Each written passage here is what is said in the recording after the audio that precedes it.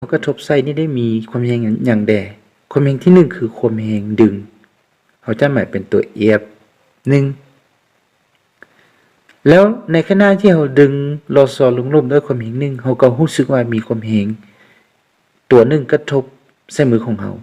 ซึ่งจะมีลักษณะดึงมือของเราขึ้นถึงเมื่อเราวางแล้วลอซอจะกลับขึ้นทันที